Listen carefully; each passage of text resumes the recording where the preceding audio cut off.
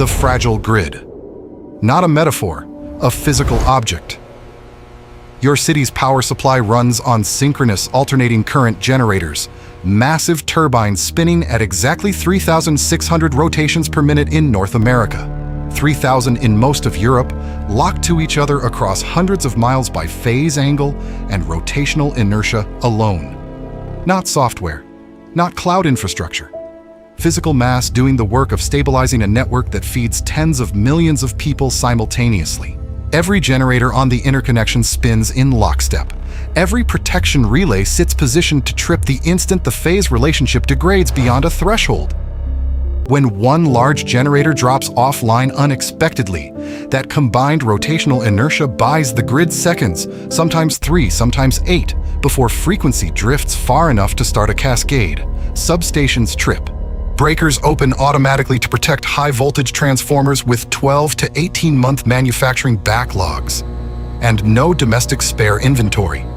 The sequence, once initiated, takes hours to arrest and days to reverse through a carefully sequenced black start procedure. The 2003 North American blackout. 55 million people without power in under 9 minutes, the cascade moving faster than any operator could manually intervene, triggered by a software alarm suppression bug and a single overloaded transmission line in Ohio. That's the architecture you're inside right now.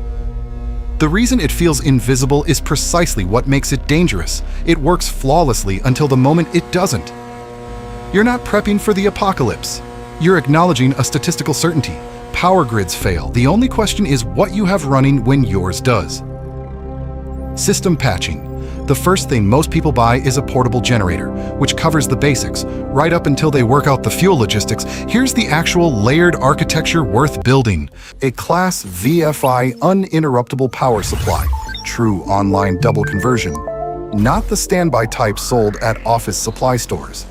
Sits between your critical load and the grid continuously. No transfer gap whatsoever. The moment grid power drops, your load doesn't notice a flicker. The UPS inverts DC battery power into a clean synthesized sine wave in real time, buying you 20 to 40 minutes on a home-sized unit while the second layer starts up. That second layer is an inverter generator set. Unlike a conventional synchronous generator, an inverter generator runs a variable speed engine driving a rectifier and inverter that synthesizes grid quality AC, quieter, significantly more fuel efficient, and safe for sensitive electronics. Pair it with an automatic transfer switch sized to your panel amperage, and the changeover happens in under 200 milliseconds. Pair it wrong, and you backfeed the grid and electrocute a lineman. The weak point in this whole stack is never the hardware. It's fuel rotation. A 5,000-watt inverter generator at half load burns roughly 1.5 liters per hour. 72 hours. Requires 108 liters staged and rotated on a 6-month ethanol stabilizer cycle. That's the math. If you've already solved urban fuel storage, leave a note. The people here tracking this actually have viable answers. Stay invisible. Distributed microgrid patterns. The individual patch covers one property. The architecture that holds when the main grid goes dark across a neighborhood is the community microgrid, a cluster of distributed energy resources that island from the main grid and operate as a self-regulating system. The components are specific. Solar photovoltaic arrays feeding charge controllers into lithium iron phosphate battery banks. Grid-forming inverters synchronizing to each other using droop control. A frequency-based load-sharing algorithm that requires no central communication to function. A microgrid controller managing dispatch priority and state of charge thresholds. Diesel or propane gensets as spinning reserve for periods of low solar yield. The islanding mechanism is the technical differentiator. When a main grid fault is detected, the controller signals the inverters to stop following the external frequency reference and establish their own. The system transitions from grid follower to grid former in under 100 milliseconds. This architecture was refined in rural electrification programs in the 1970s and matured in military forward operating base power engineering in the early 2000s, environments where grid dependency was operationally unacceptable. A peer-to-peer microgrid serving one city block reduces individual blackout exposure, by 60 to 80% compared to single household backup generation. Faults are contained by design. A node failure doesn't cascade. That's the engineering point. If this format, actual architecture, actual numbers, is what you're here for, the subscribe button is the only honest call to action I'll give you. Hardening the perimeter. Energy continuity buys nothing if the physical security layer is unresolved. Here's how the engineering actually works. A UL-listed steel door rated for forced entry, grade 3, distributes impact energy across the full frame assembly, not just the lock cylinder. The door itself is secondary. The hinge anchorage and frame-to-wall attachment points are the failure mode. Ballistic-resistant glazing built from polycarbonate laminate bonded over tempered glass uses progressive deformation across layers to absorb projectile energy without spalling. An LPS-rated lock set adds mechanical time delay. A determined forced entry now requires minutes rather than seconds. That delay is the entire functional point. You're not building a vault, you're making your location a lower return target than the property adjacent. Layered perimeter sensors, passive infrared, door and window contacts, glass break detectors feed an intrusion management panel that operates on battery backup with no cloud dependency. Here's the counterintuitive finding that most people building this layer miss entirely. Hardening that physically and socially isolates you from neighbors without coordination accelerates supply failure. The informal mutual aid networks that form during extended infrastructure outages, food sharing, medical, labor, are severed when every dwelling becomes a closed fortress. The risk math is clear. Hardened and integrated into a local network is a demonstrably better profile than hardened and isolated. Hardened and ready means both. The complete perimeter engineering checklist is linked in the description. The Centralized Protocol. Your water pressure, your traffic management, your natural gas regulation, all of it runs on SCADA architecture. Supervisory control and data acquisition servers polling programmable logic controllers every 1 to 3 seconds. Feeding telemetry through multiplexers to a master station running PID control loops for water pump, variable frequency, drives, and pressure regulation valves. This entire architecture was adapted from industrial process control engineering in the 1970s and scaled to municipal infrastructure. It is operationally efficient. It also has a network address and a centralized communications dependency. One compromised master station, one corrupted PLC firmware update, one targeted denial of service against the telemetry backbone, and the pump maintaining pressure in your building stops responding to dispatch commands. The municipal operator issues a supervisory override. Telemetry hysteresis means the system is already 8 seconds behind real-world physical conditions before any corrective action registers. Low-cost household decentralization, a gravity-fed elevated storage tank, a manual pressure bypass reduces your expected loss from that failure scenario to near zero at the cost of 1 weekend and roughly $300 in materials. The infrastructure will eventually fail a statistical test. That's not pessimism. That's mean time between failures. Your job is to not be dependent when it does. Manual water engineering.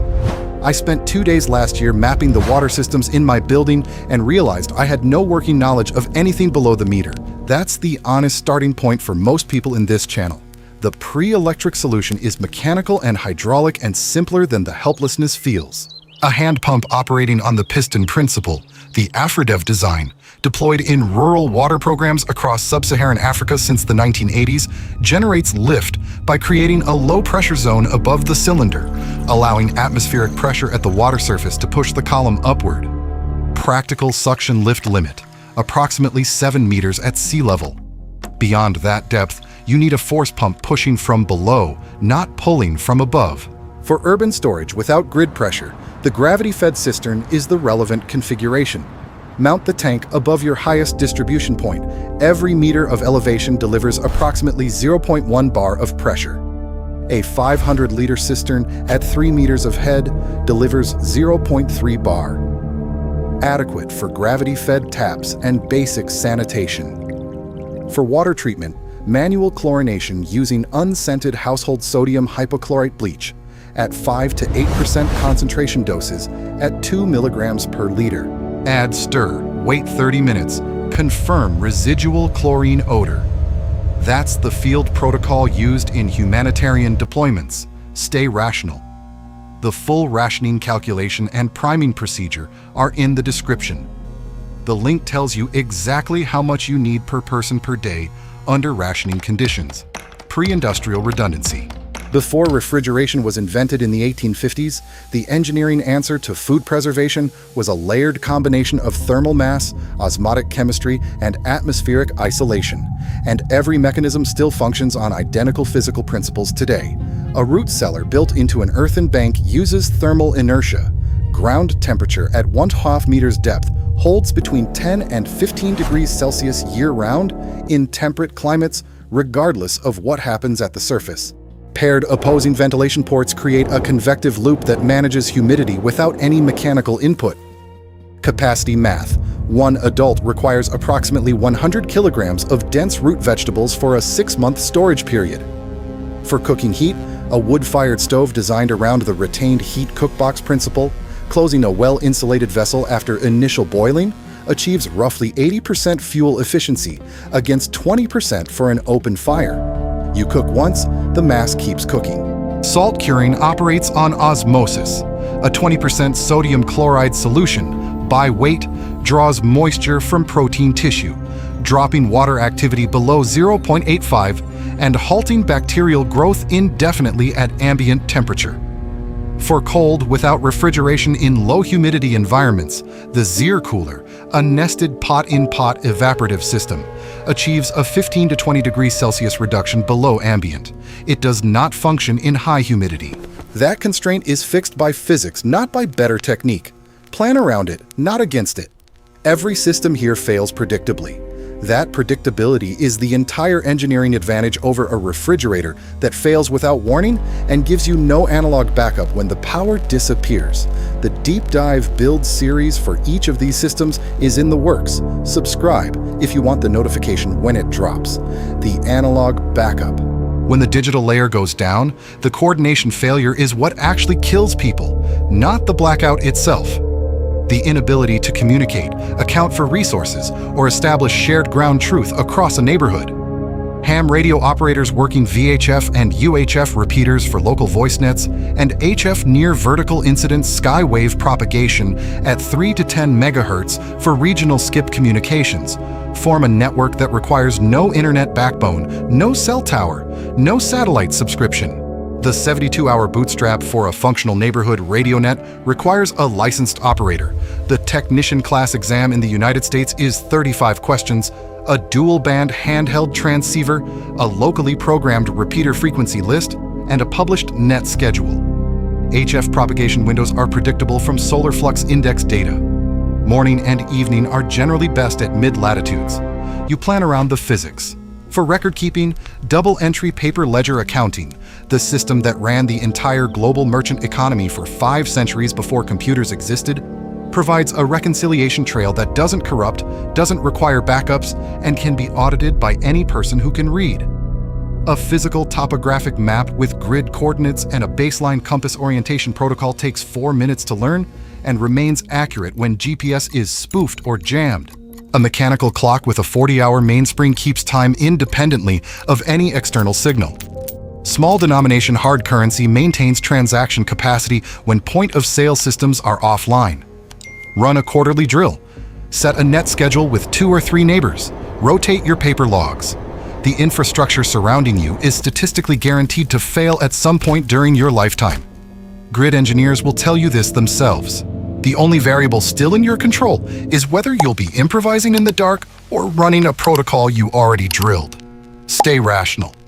The ham radio checklist and ledger template are in the description.